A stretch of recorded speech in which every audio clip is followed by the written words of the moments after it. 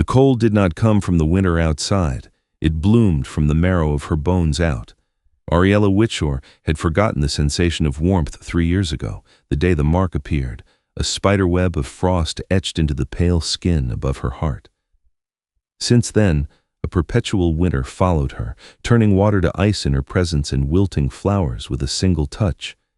She was a ghost in her own home, a creature of silence and shivering dread. But as she knelt in the snow, cast out into the unforgiving night, she realized the true cruelty of the curse wasn't that she would die alone.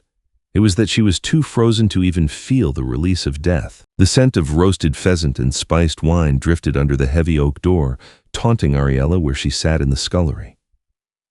It was the night of the winter solstice ball, and the entirety of Whitshore Manor vibrated with music. Violins wept high and sweet, their melodies slipping through the floorboards to the damp stone-walled room that had become her prison.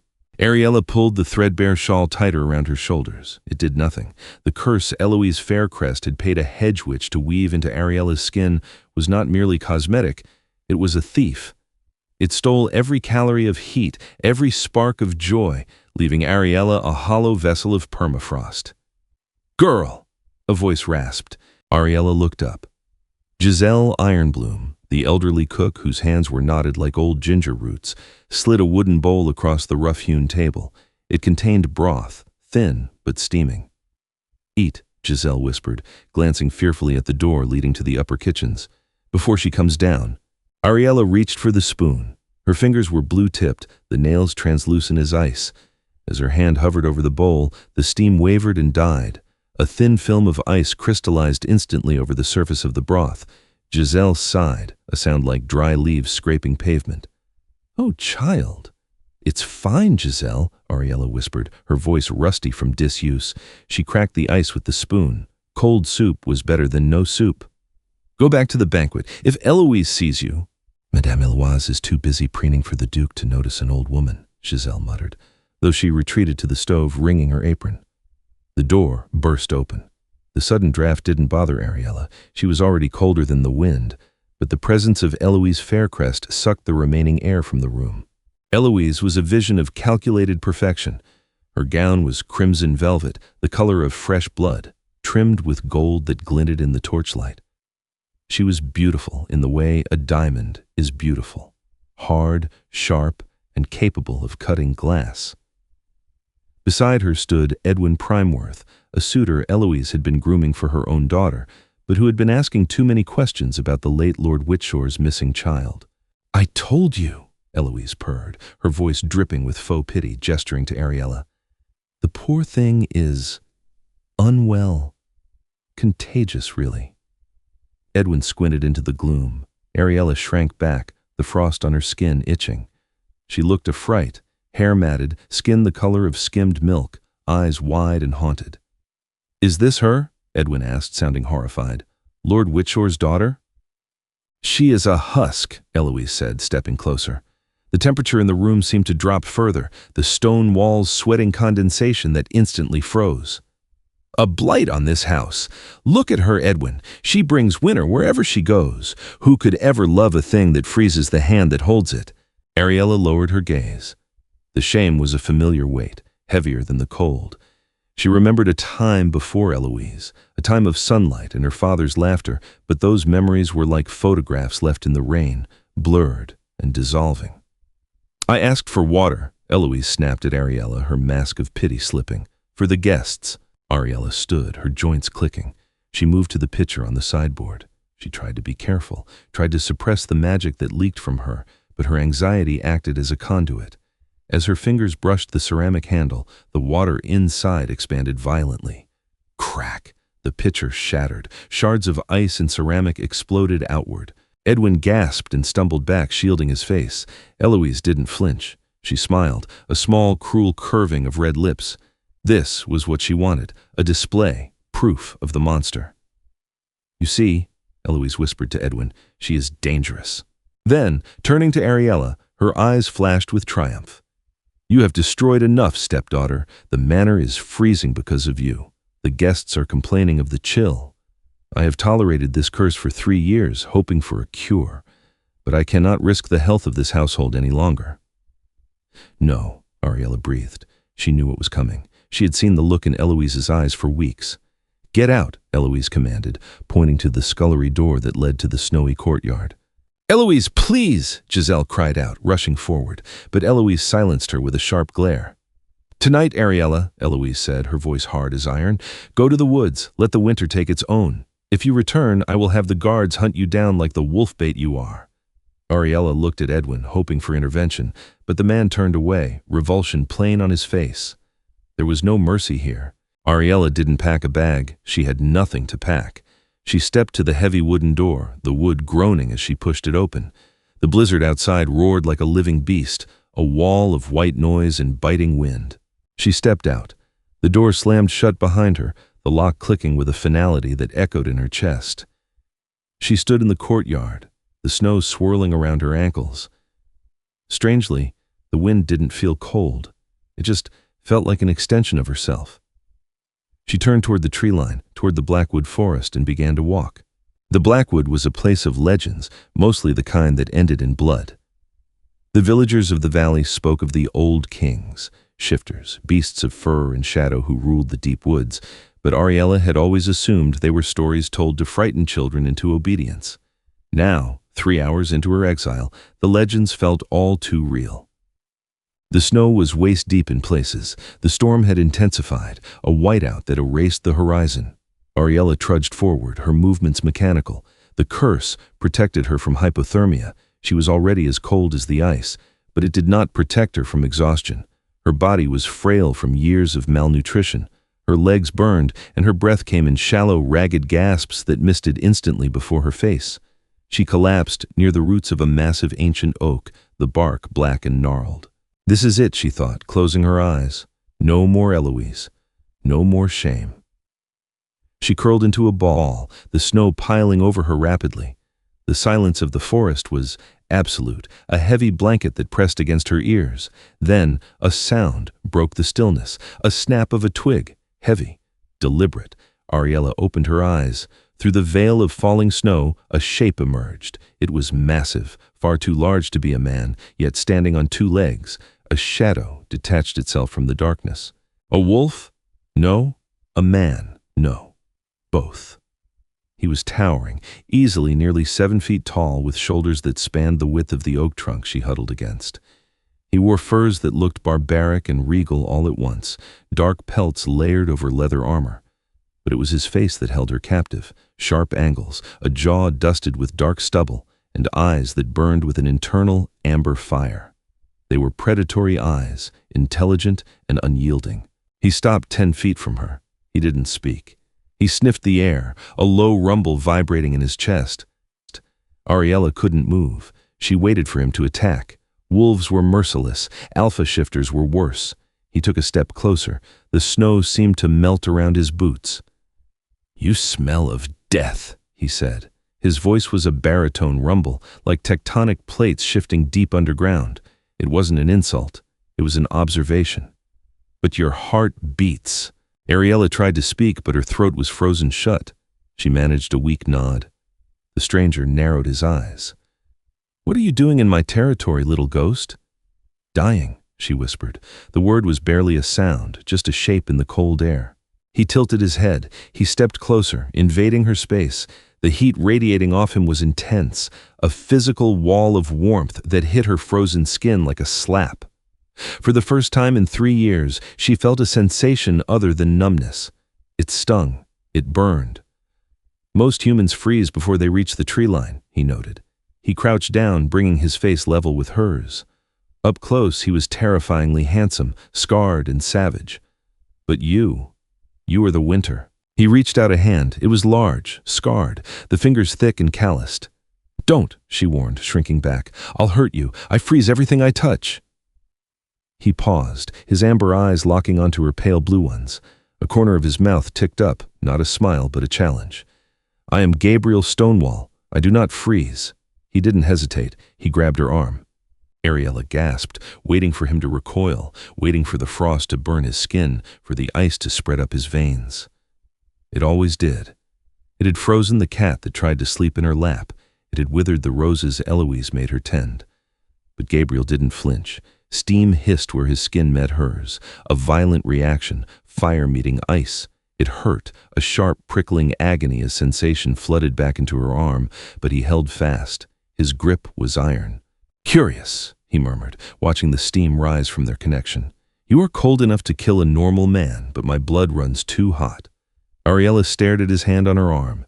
He was holding her, he was actually touching her, and he wasn't dying. Tears pricked her eyes, freezing on her lashes. You aren't hurt?" "I am the Alpha," Gabriel said simply, as if that explained the laws of physics bending to his will. "My fire is not so easily quenched." He looked at her then, really looked at her, assessing her frail frame, the poverty of her dress, the bruise of sorrow under her eyes. His expression shifted from curiosity to calculation. "You have nowhere to go," he stated. "No. And you carry a curse of isolation." "Yes?" Gabriel stood, pulling her up with him effortlessly. She weighed nothing in his grasp. The proximity to his body was overwhelming. He was a furnace, a blazing sun in the dead of her winter. She found herself leaning toward him, starving for that warmth. "I have a problem, little ghost," Gabriel said, looking into the dark woods as if sensing enemies she could not see. "My council demands I take a mate. The ancient laws bind me. If I do not choose by the next moon, they will force a union with a clan that seeks to overthrow me." Ariella shivered, but this time it wasn't from the cold. It was from the intensity of his gaze returning to her.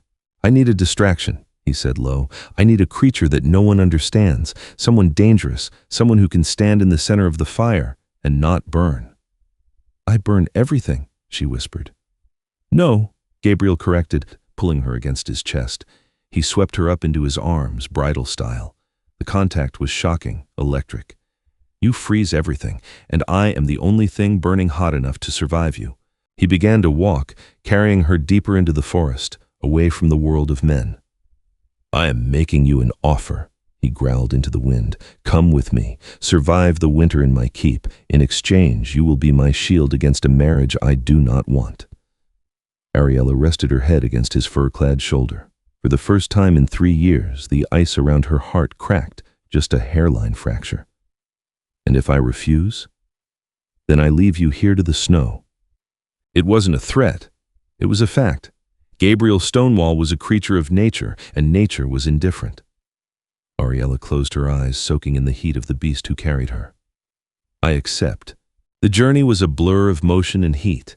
Ariella drifted in and out of consciousness, lulled by the rhythmic stride of the Alpha. When she finally awoke, the wind had stopped screaming. She was lying on something soft, softer than anything she had ever felt at Whitshore Manor. Fur, deep, thick piles of it. She sat up, gasping. The room was massive, hewn from dark volcanic stone. A fireplace large enough to roast an ox dominated the far wall, roaring with a fire that licked the chimney with orange tongues. Iron candelabras cast flickering shadows on tapestries depicting great wolves hunting stags. She was warm. The realization hit her like a physical blow. She wasn't just not cold. She was genuinely warm. She looked down. She was dressed in a simple shift of gray wool, dry and clean. Her old wet clothes were gone. The heavy wooden door creaked open. Gabriel entered, accompanied by another man. This new man was leaner, with spectacles perched on a sharp nose, and hair the color of dried wheat. He carried a ledger and looked perpetually worried. "She is awake," the man said, his voice clipped. "Edgar Whitmore, beta of the Stonewall Pack, and you are a complication." Gabriel ignored his beta's tone. He walked to the fire and threw another log on, sparks flying. He had shed his heavy furs, wearing only a linen tunic and leather breeches. The muscles of his back shifted like coiled snakes as he moved. "Her name is Ariella," Gabriel said, turning to face her, "and she is our guest." "She is a human," Edgar argued, adjusting his glasses, "and she smells of hedge magic. Dark stuff, Gabriel. The elders won't like this. They want you to mate with the Ironclaw daughter, not play nursemaid to a frozen stray." "The Ironclaw daughter wants my head on a pike," Gabriel countered calmly. He moved to the side of the bed. "How do you feel?" Ariella pulled the furs up to her chin. "Warm. How's that possible?"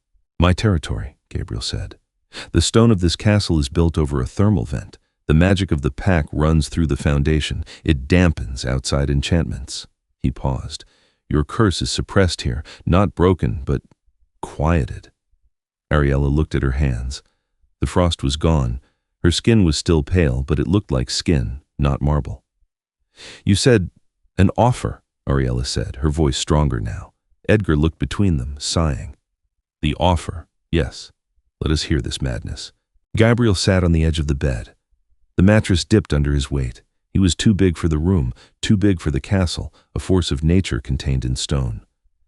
The pack law states I cannot remain king without a queen if I am unchallenged for 5 years. My 5 years are up in a month, Gabriel explained. The rival clans are circling. They want to force a mate upon me to dilute my bloodline and take control of the territory. And you want me to... What? Ariella asked. Marry you? No, Gabriel said. A shadow passed over his face, a hint of old pain. I will never marry, not truly. I need a betrothal.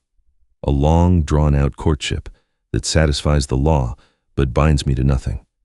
I need a woman who cannot be touched by others, a woman who is dangerous. Because of the cold, she realized.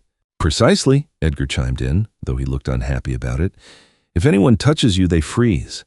It makes you unassailable. No rival suitor can challenge Gabriel for you because they cannot physically claim you. Only the alpha can withstand the temperature. It is a game of optics, Gabriel said, his amber eyes boring into hers. You pretend to be my chosen. You sit by my side at the feasts. You wear my crest. In exchange, you live here. You eat at my table. You sleep in warmth. And when the political season ends and the laws shift, you are free to go with a dowry that will keep you comfortable for life. It was a business transaction, cold, calculated, just like Eloise. But Eloise had sold her for status. Gabriel was buying her survival. Why me? Ariella asked. Why not a wolf? Because she-wolves submit, Gabriel said softly. They bow to the alpha. It is instinct. He leaned in closer, and his scent, wood smoke and pine, filled her senses. You faced death in the snow and didn't flinch. You looked at me, a monster to your kind, and didn't scream. I don't need a submissive wolf. I need a partner who knows what it is to survive the cold. There was an intimacy in his words that contradicted the business arrangement. He wasn't looking at her like a pawn. He was looking at her like a riddle he wanted to solve. I have conditions, Ariella said, surprised by her own boldness. Edgar raised an eyebrow. Conditions? You were freezing and adrift an hour ago. Edgar, Gabriel warned, a low growl vibrating in his throat. He turned back to Ariella. Name them. I want access to a library. I want to know about this curse. And I want to send a letter to Giselle, the cook who fed me. Gabriel studied her face. He reached out and tucked a stray lock of hair behind her ear. His fingers were searing hot against her skin. The contrast made her heart stutter. Done, Gabriel said. Then I am yours, Ariella whispered, for the season. Good. Gabriel stood up, his presence dominating the room once more. Rest now, little ghost. Tomorrow the pack arrives, and you will need all your strength to convince them you are the Queen of Winter. He turned to leave, Edgar trailing behind him, muttering about political suicide. At the door, Gabriel paused. He didn't look back, but his hand lingered on the iron latch. Ariella? Yes? You're not a monster, he said, his voice rough. Remember that when they stare. He closed the door. Ariella sank back into the furs. The fire crackled. For the first time in forever, she wasn't shivering. But as she touched the spot behind her ear where Gabriel's finger had grazed, she realized with a jolt of terrifying clarity the curse might be suppressed, but the danger was just beginning. She had traded a cage of ice for a cage of stone, and her keeper was a wolf who could burn her alive if she flew too close to the flame. She fell asleep to the sound of the fire, dreaming of amber eyes and the promise of a thaw. The Stonewall Keep was less a castle and more a mountain that had learned to breathe. 3 days had passed since Ariella had been plucked from the snow, and she was still learning the rhythm of this stone beast. The air here vibrated with a low-frequency hum, the heartbeat of the pack, Edgar had called it. To Ariella, it felt like standing next to a sleeping dragon. She walked the corridors alone, her footsteps silent on the flagstones. The wolves she encountered, guards with eyes of liquid gold, servants who moved with predatory grace, gave her a wide berth. They didn't bow. They sniffed the air as she passed, their noses twitching at the scent of deep winter that clung to her despite the castle's warmth. She was an anomaly, a ghost haunting a den of lions. Her destination was the one thing she had bargained for, the library. When she pushed open the heavy iron-bound doors, the smell hit her first, not of mold and dust, but of wood smoke, old parchment, and dried herbs. The room was a cavern, the ceiling lost in shadow, lined floor to ceiling with books that looked as if they had been bound in the hides of ancient beasts. Ariella moved to a massive oak table near the hearth. Edgar had left a stack of tomes there for her, true to Gabriel's word. The compendium of elemental curses, lineages of the northern witches, and a leather-bound journal titled simply Blood and Ice. She sat, opening the first book. Her hands were steady, no longer blue, though the tips of her fingers still carried a faint numbing tingle. The castle's thermal magic kept the frost at bay, but she could feel it coiled inside her chest, a sleeping viper waiting for the temperature to drop. Hours bled away. She read of hollow hearts, curses designed to strip humanity away by severing the victim's connection to the warmth of the living world. The cure, according to a faded entry from 3 centuries prior, was vague. Only a fire born of the soul, not the hearth, can melt the permafrost of a hollow heart, but beware, for the thaw may drown the host. Light reading? Ariella jumped, the book snapping shut. Gabriel stood in the doorway, leaning against the frame. He looked different today. The barbarian furs were gone, replaced by a tunic of dark crimson silk and a vest of black leather. He looked less like a wild animal and more like a king, though the savage intelligence in his eyes remained unchanged. "It says I might drown if I'm cured," Ariella said, her voice sounding small in the vast room. Gabriel walked toward her. He moved with a silence that shouldn't be possible for a man of his size. "Metaphorically, I assume. Or perhaps you'll just turn into a puddle. That would be inconvenient for the rugs." He stopped at the table, resting his hip against it. He was close enough that she could feel the heat radiating from him, a gravitational pull that made her want to lean in. "The clans arrive tomorrow," he said, his tone shifting from teasing to serious. "The Ironclaws, the Stormbreakers, and the Black Rivers. They are coming to inspect you." "Inspect me?" Ariella bristled. "I am not a prize horse." "No," Gabriel agreed, his gaze dropping to her lips for a fraction of a second before returning to her eyes. "You are a threat. That is what we are selling, remember? You are the dangerous sorceress who captured the Alpha's heart." He reached out, taking her chin in his hand. His touch was searing, grounding. "You look terrified," he murmured. "Wolves smell fear, Ariella. If you walk into that banquet hall smelling like prey, they will tear you apart before the first course." "I can't help it," she admitted, her breath hitching. "I spent 3 years making myself small so Eloise wouldn't notice me. Invisibility was my survival." "Invisibility will get you killed here," Gabriel said roughly. "You need to be seen. You need to be undeniable." He pulled her up from the chair. "Stand up, shoulders back." She obeyed, straightening her spine. "Lift your chin, look at me." She met his amber gaze. It was like looking into a furnace. "When you walk into that room," Gabriel instructed, his voice low and hypnotic, "you do not look at their feet. You look at their throats. You are the winter, Ariella. Winter does not apologize for the cold. It just is." "I don't know how to be a queen," she whispered. "You don't have to be a queen yet," Gabriel said, stepping closer until there was no air left between them. "You just have to be mine.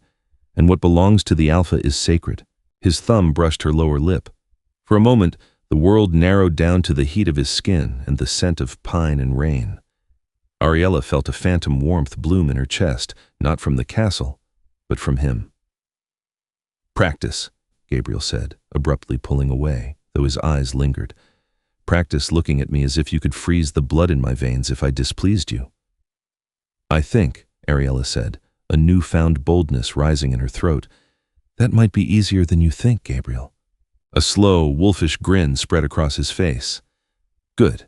Keep that sharp edge, little ghost. You're going to need it." The great hall of Stonewall Keep was a cavern of noise and violence disguised as a dinner party. Long trestle tables groaned under the weight of roasted boars, wheels of cheese, and casks of ale. The air was thick with the smell of meat and the musk of 300 shifters packed into one room. The noise was deafening. Roars of laughter, the clattering of pewter, the growls of arguments settling into brawls. Ariella stood at the top of the stone staircase, concealed by a heavy velvet curtain. She was shaking. She wore a gown Gabriel had commissioned, midnight blue velvet with silver threading that looked like frost patterns climbing her bodice. It was regal, severe, and beautiful. But inside it, she felt like a fraud. "Breathe," Edgar whispered from beside her. The beta looked anxious, constantly adjusting his spectacles. "Remember the signal. If things go wrong, Gabriel will roar. That means you get behind him." "Comforting," Ariella muttered. "Showtime," Edgar said, and pulled the curtain back. The herald announced them. His Majesty, King Gabriel of the Stonewall Pack, and his betrothed, the Lady Ariella of the Winter. The silence that fell over the hall was instantaneous and heavy. 300 pairs of eyes, golden, green, and brown, snapped to the top of the stairs. Gabriel appeared at her side. He wore a crown of woven iron and a cloak of black wolf fur. He looked terrifying. He offered her his arm. "Eyes on throats," he whispered, barely moving his lips. Ariella took his arm. The heat of him burned through the velvet of her sleeve. She descended the stairs, forcing herself to move slowly, forcing her face into a mask of bored indifference. Winter does not apologize. They reached the head table. A man with a scar running through one milky eye stood up. This was Lord Ironclaw. Beside him sat a woman who could only be his daughter. Seraphina Ironclaw was stunning. Hair like spilled ink, skin like polished bronze, and a dress that left little to the imagination. She radiated power and hostility.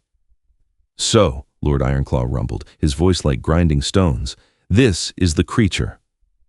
"Ariella," Gabriel corrected, his voice calm but carrying to the back of the hall. "Her name is Ariella." Seraphina laughed. It was a sharp, biting sound. "She looks fragile, Gabriel. I thought you liked your women with a bit more bite. One stiff breeze, and this one might shatter." The hall tittered nervously. Ariella felt the old shame rising, the urge to shrink. But then she felt Gabriel's bicep flex under her hand, a silent reminder of his strength and hers. She turned her head slowly to face Seraphina. She didn't blink. "Fragility is a deception, Lady Ironclaw," Ariella said, her voice clear and cool. "Ice looks like glass until it stops your heart." Seraphina's smile faltered, just for a second. "Bold words for a human. Tell me, can you even stomach the meat of a kill, or do you need spoon-fed broth?"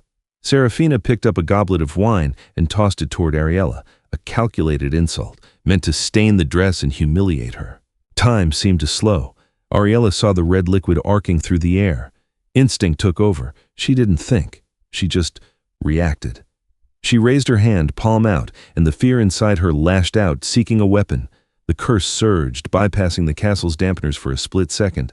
The wine froze in midair. It didn't just chill, it solidified instantly into jagged crystals of red ice. They clattered onto the stone floor like shattered rubies, skittering to a halt at Seraphina's feet. The silence in the hall was absolute. Even the fire seemed to quiet. Ariella lowered her hand, her heart hammering against her ribs like a trapped bird. She hadn't known she could do that at a distance. Gabriel didn't look surprised. He looked smug. He reached down, picked up a shard of the frozen wine, and popped it into his mouth, crunching it loudly. "She prefers her drinks chilled," Gabriel said into the silence. He turned his amber gaze to Lord Ironclaw. "As I said, she is unique." Lord Ironclaw stared at the red ice on the floor, then at Ariella. The mockery was gone, replaced by a wary respect. "Aye, unique." He sat down. The tension broke, replaced by a murmured wave of awe and speculation. Gabriel pulled Ariella's chair out. As she sat, he leaned close to her ear. "Show off," he growled, but there was pride in his voice. Dinner passed in a blur. Ariella barely ate, too full of adrenaline. She felt eyes on her constantly, calculating, fearful, curious. But the most intense gaze came from beside her. Gabriel wasn't playing the part of the indifferent alpha anymore. He was attentive, filling her goblet, cutting her meat, his leg pressed firmly against hers under the table. It was an act, she told herself. Just optics. But when Seraphina tried to engage Gabriel in a conversation about old hunts, leaning provocatively across the table, Gabriel didn't even look at her. He was watching Ariella trace the rim of her goblet. "You did well," he murmured to her. "I almost lost control," she confessed quietly. "The dampeners, they slipped." "No," Gabriel corrected. "You focused it. There is a difference." Suddenly, the heavy doors of the great hall banged open. A scout, bloodied and breathless, stumbled in. "Alpha!" the scout gasped, collapsing to his knees. "The perimeter! Breached!" The hall erupted. Gabriel was on his feet in an instant, the transition from dining king to warrior instantaneous. "Who?"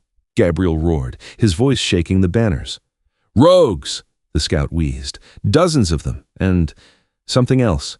Shadows that move like men." Gabriel looked at Edgar. "Secure the hall. No one leaves." Then he turned to Ariella. His face was hard, the mask of the Alpha firmly in place. "Stay here. Stay with Edgar. Do not leave this room." "Gabriel, promise me," he snapped, a desperation in his eyes she hadn't seen before. "I promise," she said. He turned and sprinted toward the doors, a wave of his warriors following him into the night.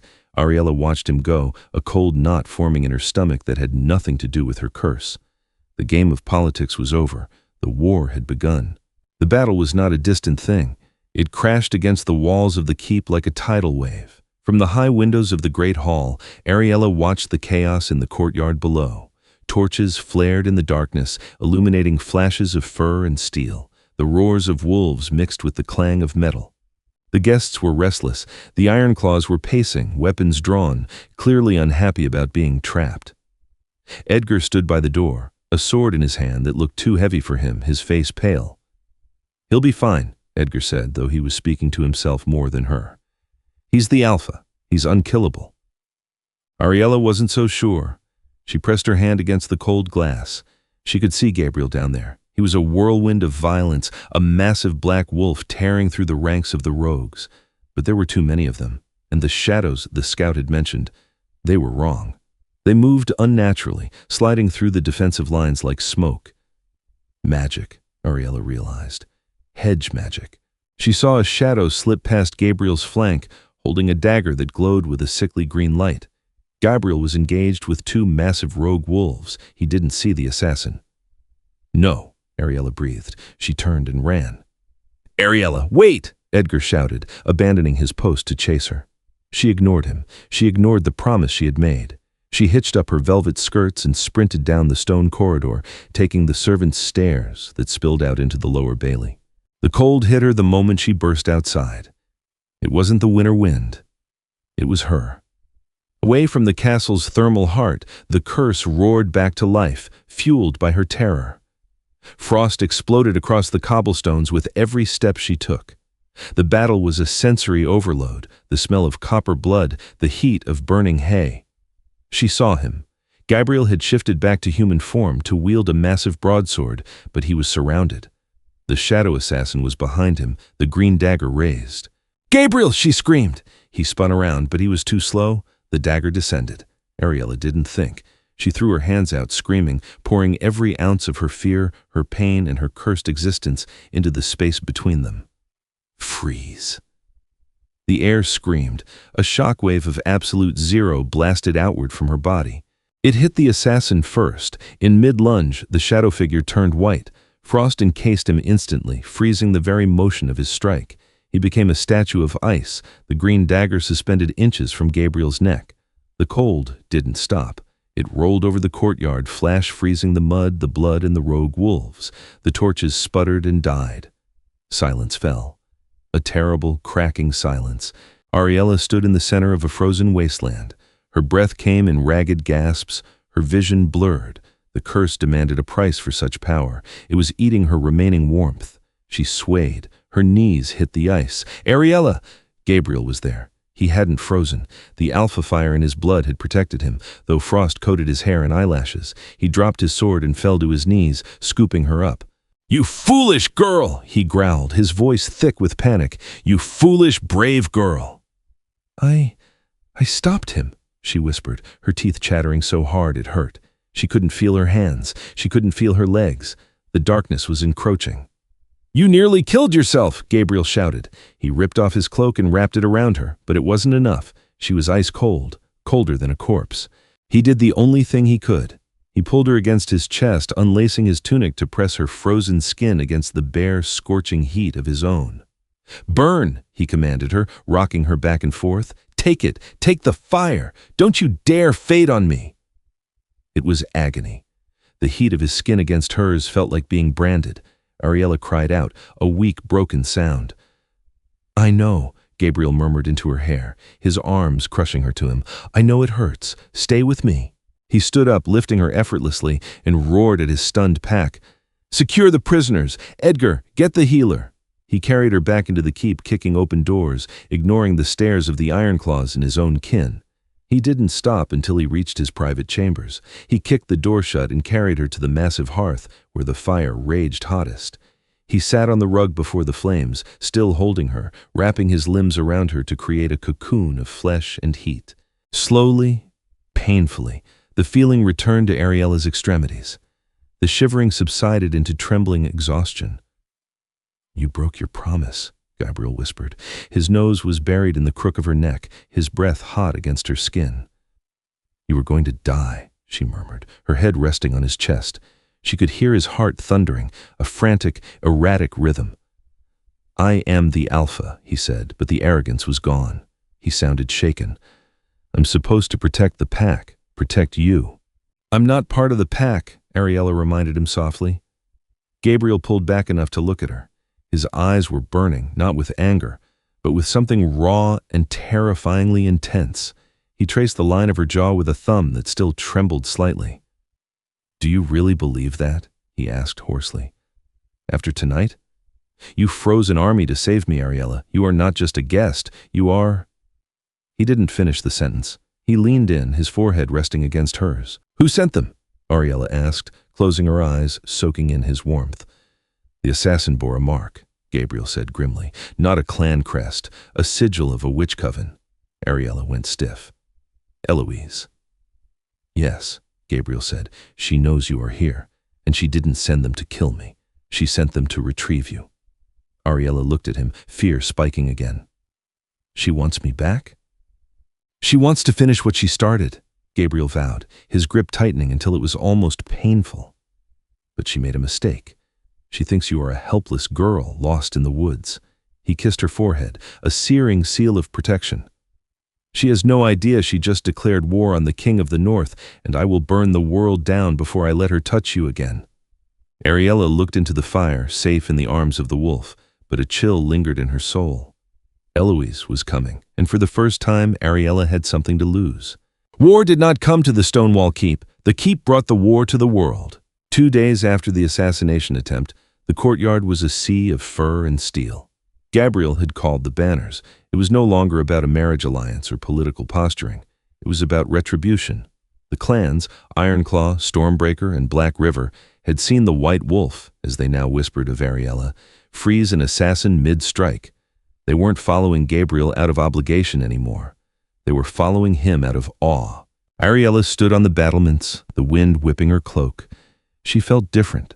The deep, marrow-aching cold that had defined her existence was still there, but it felt brittle, like ice that had been struck by a hammer and was waiting to shatter. "You should be inside," Gabriel's voice came from behind her. He joined her at the rail. He was dressed for war, black plate armor etched with runes, a heavy fur cloak, and the iron crown brow. He looked magnificent and terrifying. "I am not staying behind, Gabriel," she said quietly, looking out at the assembling army. "Eloise is my nightmare. I am the only one who can wake myself from it." Gabriel gripped the stone rail, his knuckles white. "You nearly died using your power against one assassin. If you face a coven—" "If I stay here," Ariella interrupted, turning to face him, "I remain a victim. A girl hiding in a castle while her king fights her battles." She reached out, hesitating, then placed her gloved hand over his on the rail. The heat of his skin seeped through the leather, anchoring her. "You made me an offer, Gabriel.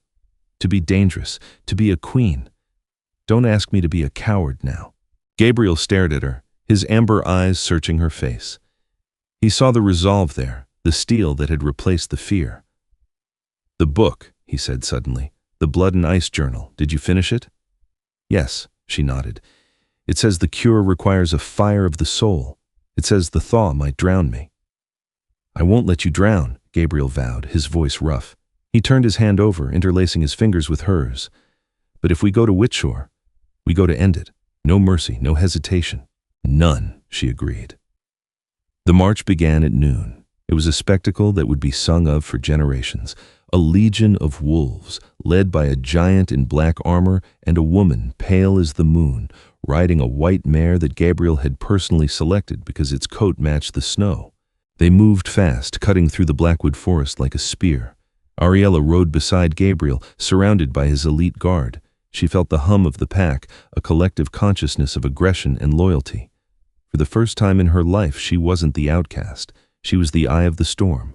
As they crested the ridge overlooking the valley of Whitshore, the sun was setting, painting the snow in shades of violet and bruised orange. The manor stood in the distance, dark and imposing, a festering wound on the landscape. "She knows we are here," Edgar said, riding up beside them. He looked pale but determined, a crossbow strapped to his back. "The magic in the air. It tastes like ash."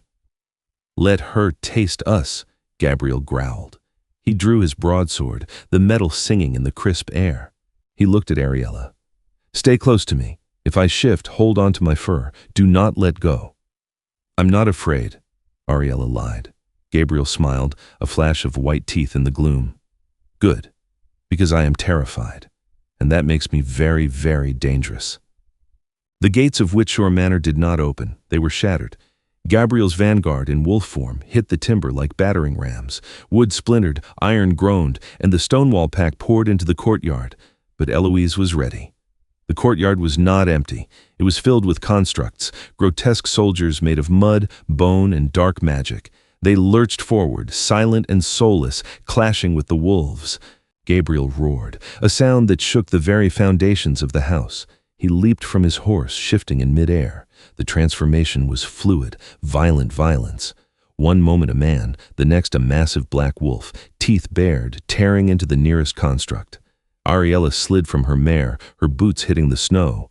Chaos erupted around her. A mud soldier lunged at her, its hollow eyes glowing green.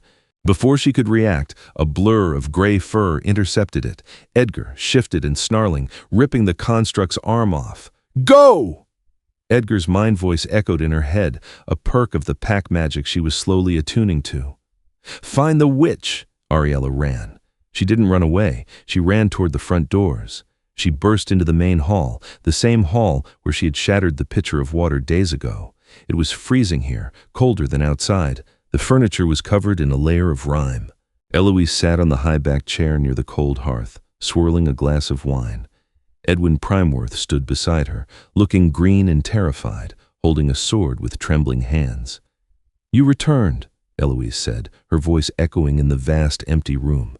She stood, her crimson gown trailing behind her like a pool of blood. "And you brought pets. How quaint." "It's over, Eloise," Ariella said, her breath misting. "The pack is destroying your dolls outside. Surrender." Eloise laughed, a high, brittle sound. "Surrender? Oh, my sweet, stupid stepdaughter, I didn't curse you to punish you. I cursed you to preserve you." Eloise raised a hand. The shadows in the corners of the room stretched, solidifying into chains of darkness. "Your mother had power," Eloise hissed, walking closer. "Wild winter magic. When she died, I trapped it in you before it could dissipate. You are a vessel, Ariella, a battery. And now that you've let it ripen—" The doors behind Ariella exploded inward. Gabriel, back in human form, naked from the waist up and covered in black mud, stormed in. He held a sword he had scavenged from the battlefield. "Get away from her!" Gabriel roared. "Ah, the alpha!" Eloise sneered. She flicked her wrist. A blast of wind, unnatural and freezing, slammed into Gabriel. It threw him backward, pinning him against the stone wall. Ice began to crawl up his legs, trapping him. "Gabriel!" Ariella screamed. "Don't move!" Eloise commanded. She turned her palm toward Ariella. "If you use your frost, you feed the spell holding him. You are the source, Ariella. Everything you are fuels me." Ariella froze. She looked at Gabriel. The ice was rising to his chest. His skin, usually so hot, was turning gray. The curse, her curse, was killing him. "You see," Eloise gloated, "you are poison. You kill everything you love. Edwin, bind her." Edwin stepped forward, looking apologetic. "I'm sorry, Ariella. She has my family." Ariella looked at the man who had turned away from her at the ball. Then she looked at Gabriel. His eyes were locked on hers. He wasn't struggling against the ice. He was looking at her with an intensity that burned. Burn, he mouthed. Ariella remembered the library, a fire born of the soul.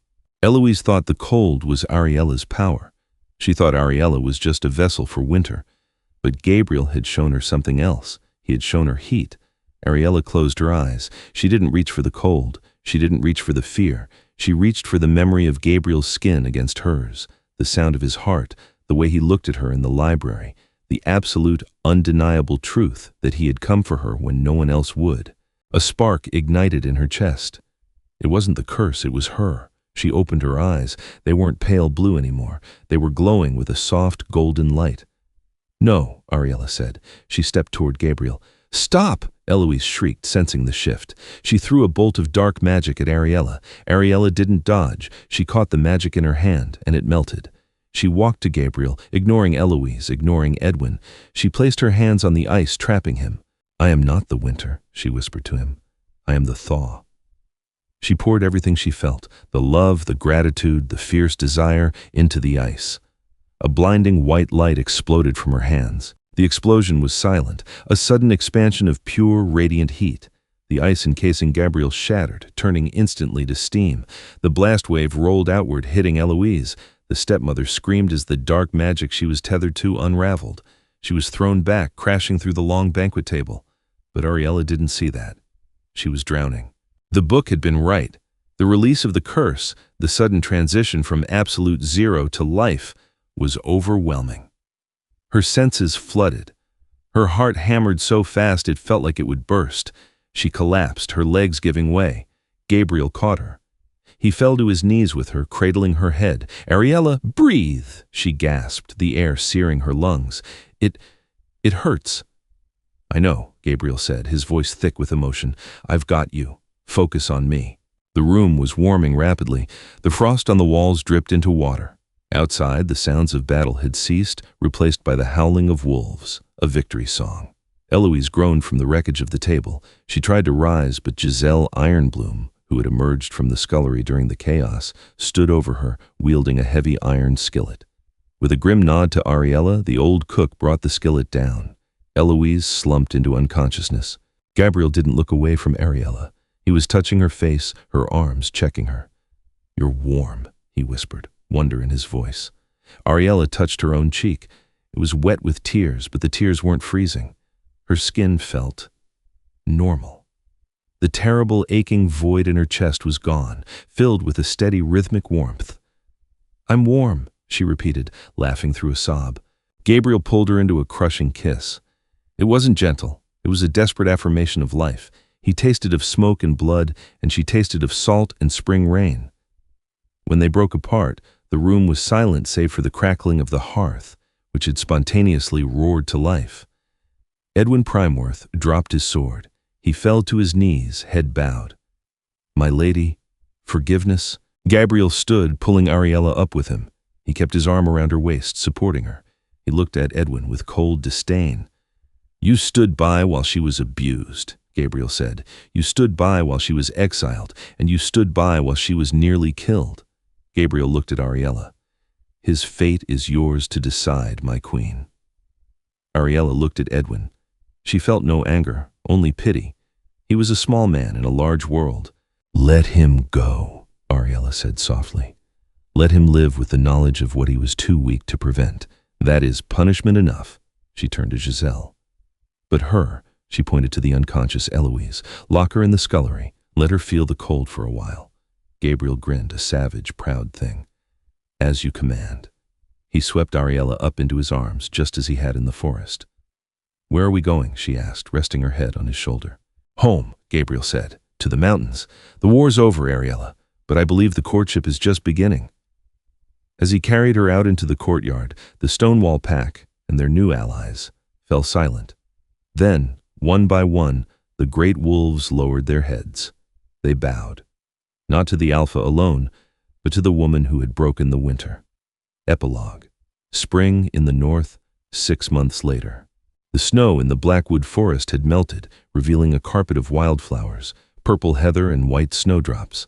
Ariella sat on the balcony of Stonewall Keep, watching the valley below. She wore a dress of light green silk, her hair loose and blowing in the warm breeze.